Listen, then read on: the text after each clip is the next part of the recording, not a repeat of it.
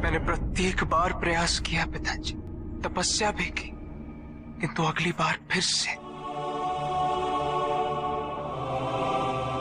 मैं आपकी बात समझने में विफल हुआ। इसका क्या कारण है पिताजी? जिस मन पर शब्दों का आक्रमण हो, वो मन तो निरंतर एक खोज में खोया रहता है। कभी शास्त्रों में, कभी पर्वतों पर, कभी समुद्र के किनारे, तो कभी तीर्थ स्थलों पर, कभी मंदिरों में, कभी वन में। किंतु जो वो खोज रहा होता है वो कभी मिलता नहीं, क्योंकि मन तो अभी भी स्थिर नहीं। वो व्यक्ति जहां भी रहे पुत्र, जहां भी जाए और जहां भी खोजे, तुमने भी सदैव शब्दों पर ध्यान दिया है कार्तिक। भले ही वो मेरे शब्द हो या किसी और की,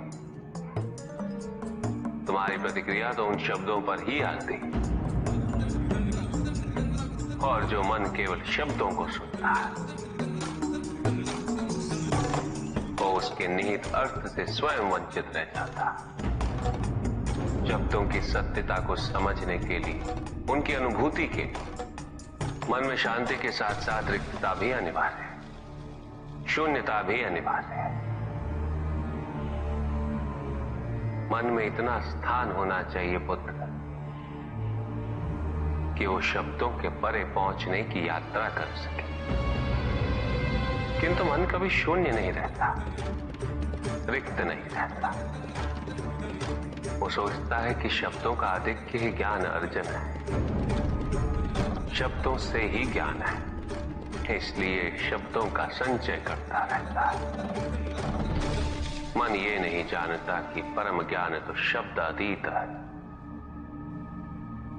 एक अनुभूति जिसे शब्दों से बांधना असंभव है। शब्दों का अपना मूल्य क्या है कार्तिक? कुछ भी नहीं। जब भी कोई ईश्वर का नाम लेता है तो क्या ईश्वर मात्र एक शब्द में ही सीमित हो जाते? नहीं, यहां शब्द सत्य नहीं, सत्य है वो अनुभूति जो इन शब्दों में विद्यमान है। यदि शब्द ही सत्य होते तो मात्र भोजन कह देने से व्यक्ति की क्षुधा शांत हो जाती। इसीलिए माता शब्दों की नहीं पुत्र, उस अनुभूति की है जो उन शब्दों से संबद्ध है। यदि शब्द नहीं भी होते तो वे ईश्वर अवश्य होते। यदि शब्द नहीं भी होते तो सुख और दुख की अनुभूति अवश्य होती, जल की शीतलता की अनुभूति होती, सूर्य की ऊष्मा और चंद्र की शीतलता की अनुभूति होती, प्रेम की अनुभूति होती। किंतु यदि अनुभूतियां ना हो तो शब्द निरर्थक है। शब्दों से तृप्त हो जाना ज्ञान का अंत है, अज्ञानता का प्रारंभ है। ज्ञानी वही है जिसके पास अनुभूतियां, अनुभव हो, और उसके लिए मन को शांत व रिक्त तो करना ही पड़ेगा पुत्र।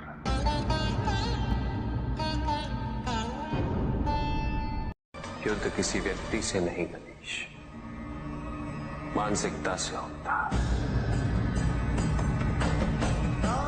युद्ध में संघर्ष अच्छाई या बुराई का नहीं होता, सभी में अच्छाई है और बुराई भी है पुत्र। युद्ध तो विचारधाराओं का होता है। व्यक्ति अपने पराक्रम पर, अपनी क्षमता पर विश्वास कर युद्ध करता है, और जब उस विश्वास को क्षति पहुंचती है तो सब कुछ निरर्थक प्रतीत होने लगता है। किंतु आपसे पराजित होकर भी लोहितां क्यों नहीं समझ रहा? उसे अपनी स्वतंत्र इच्छा का उपयोग कर उचित मार्ग पर चलने का प्रयास करना चाहिए। व्यक्ति अपने को खो दे समझती है, व्यक्ति अपने को समर्पित कर दे, छोड़ दे अहंकार को, तो भ्रम की इच्छा ही पूर्ण होती है, और अभी भी वही फलित हो रही है। ऐसा नहीं है कि हम उससे भिन्न फलित करा लेंगे, लेकिन व्यक्ति भिन्न फलित कराने में लड़ेंगे, टूटेंगे, नष्ट हो। एक नदी में एक बार बाढ़ आ गई पुत्र। दो छोटे से तृण उसमें बह रहे थे और उसमें से एक नदी में तिरछा पड़ गया और वो बाढ़ को रोकने का प्रयास कर रहा था। वो अत्यंत ऊंचे स्वर में कह रहा था कि नदी को आगे नहीं बढ़ने देगा। यद्यपि नदी तो बस बढ़ती ही जा रही थी। वो फिर ऊंचे स्वर में यही कह रहा था कि मैं इसे अवश्य रोकूंगा, यद्यपि रोक नहीं पा रहा था। नदी को तो उसके संघर्ष का कुछ भी पता नहीं चल रहा था, किंतु नदी को उसके होने या ना होने से क्या अंतर। उस कण के लिए तो यह अत्यंत महत्वपूर्ण था। उसका जीवन तो संकट में था। वो तो बस बहे जा रहा था। वो जहां भी पहुंचता, किंतु उससे पहुंचना तो संघर्ष करके ही था। किंतु ये बीच का क्षण, ये बीच का काल दुख, पीड़ा, द्वंद्वता का काल है। वहीं दूसरी ओर जो दूसरा तृण था, उसने अपने को समर्पित कर दिया। वो तो नदी में सीधा पड़ा हुआ था। नदी के प्रवाह के साथ साथ बहता जा रहा था और उसे ऐसा प्रतीत हो रहा था जैसे कि वो नदी को दिशा दे रहा है, उसे प्रवाहित होने में सहायता कर रहा हो। वो तो ये निश्चय कर बैठा था कि नदी को समुद्र तक पहुंचाकर ही रहेगा, किंतु नदी को उसकी उपस्थिति का भी आभास नहीं था। नदी पर उन दोनों के होने या ना होने का कोई प्रभाव नहीं था। नदी तो बस बहे जा रही थी। ब्रह्म की इच्छा को जाना नहीं जा सकता, किंतु ब्रह्म के साथ एक अवश्य हुआ जा सकता, और तब व्यक्ति की अपनी इच्छा तो खो ही जाती है। केवल उसकी इच्छा ही शेष रह जाती है। द्वैतांग को अपनी आगे की यात्रा पूरी करने हेतु अत्यंत महत्वपूर्ण निर्णय अवश्य लेने होंगे। केवल उसके अहंकार को, अपितु उसके आत्मसम्मान को भी क्षति पहुंची। जहां से इस युद्ध का अंत हुआ है, वहीं से लोहितांग के अंतर युद्ध का आरंभ हुआ है। और जो भीतर पराजित होता, उसे हर दिशा में केवल पराजय ही दिखती है।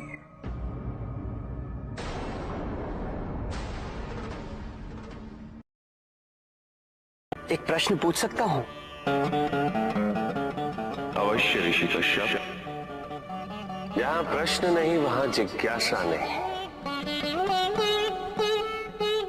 और जहां जिज्ञासा नहीं होती वहां ज्ञान की वृद्धि नहीं हो सकती। निसंकोच होकर पूछिए। प्रभु, आप तो कालोपरी हैं, सर्वज्ञ हैं, त्रिकालदर्शी हैं। चारों ओर ये जो अज्ञान का अंधकार फैल रहा है, उसमें ज्ञान का मूल अर्थ कहीं ना कहीं खोता जा रहा। मेरा आपसे विनम्र निवेदन है प्रभु, किसी अन्य विषय पर चर्चा आरंभ करने से पूर्व हमारे और इस समस्त संसार के कल्याण और मार्गदर्शन हेतु आप ज्ञान की मूल परिभाषा से एक बार हमें पुनः अवगत करवाएं। ज्ञान और अज्ञान की परिभाषा को स्पष्ट रूप से समझने के लिए ज्ञान और अज्ञान की विशेषताओं का स्मरण करना आवश्यक है,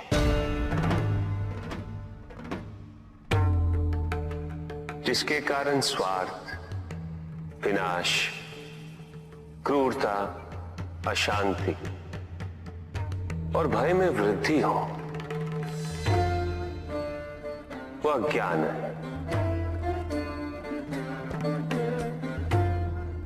किंतु जो व्यक्ति को उदार, निर्भीक, सहनशील और विनम्र बनाए, वही ज्ञान है। अज्ञान की शक्तियां दुरुपयोग करने हेतु प्रेरित करती हैं, किंतु जो अपनी शक्तियों और अपने सामर्थ्य के प्रति अपने उत्तरदायित्व को समझाए, जो न केवल अपने अपितु अपने से पहले संसार के उद्धार हेतु प्रोत्साहित करे, वो ज्ञान है। ज्ञान का मूल उद्देश्य ही परोपकार है, सृजन है। दूसरों की भावनाओं को समझना, उनका आदर करना, यही ज्ञान है। क्योंकि ज्ञान हमें न केवल अपने अपितु दूसरों के दुख और सुख के प्रति भी संवेदनशील बनाता है। किंतु जो दूसरों की भावनाओं का अनादर करे, उसे ज्ञान की श्रेणी में कैसे रखा जा सकता है? अज्ञान के कारण व्यक्ति सांसारिकता में बंधता जाता है, मोह माया में उलझता जाता है। अज्ञान परम सत्य से दूर ले जाने का माध्यम है, किंतु ज्ञान व्यक्ति को परम सत्य की ओर ले जाता है। ज्ञान मुक्तिदायक है, मोक्ष का मार्ग है, और इस मुक्तिदायक ज्ञान का सर्वोच्च रूप है आत्मज्ञान, और यही ज्ञान की पूर्णता भी है।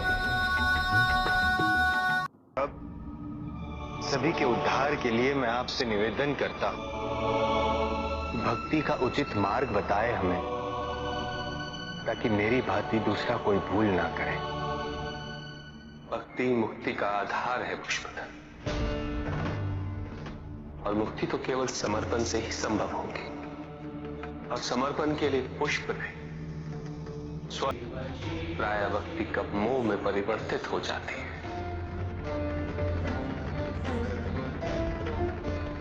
और ऐसे में पथ भ्रमित होना अनिवार्य है।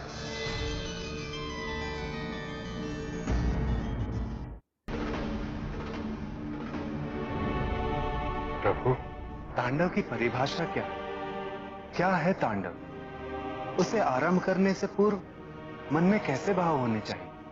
तांडव नृत्य जगत की 5 क्रियाओं का संकलन है। सृष्टि, स्थिति, प्रलय, तिरोभाव और अनुग्रह, अग्नि, जल, वायु, पृथ्वी और आकाश। मेरे नृत्याकार शरीर के 5 मुख, इन्हीं 5 भूतों से ब्रह्मांड का निर्माण होता। पृथ्वी से सभी भूतों के शरीर बनते हैं, और उनका पालन जल से होता है, और संपूर्ण भूतों का अंत अग्नि से होता है।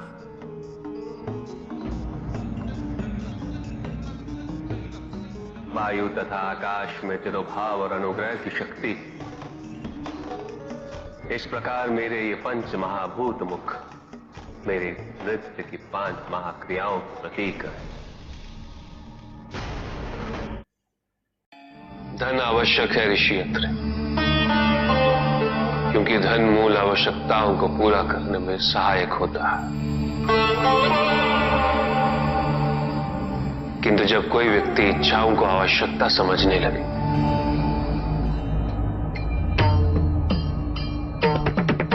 धन कितना ही क्यों ना पर्याप्त नहीं होता, क्योंकि इच्छाएं अंतहीन है। इसलिए मनुष्य कभी ना समाप्त होने वाली इच्छाओं की पूर्ति हेतु धन संचय को ही अपने जीवन का लक्ष्य समझ लेता है।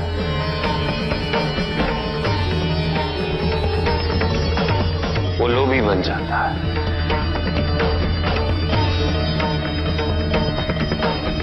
वो भूल जाता है कि उसके जीवन का मुख्य लक्ष्य ईश्वर के समीप आना है।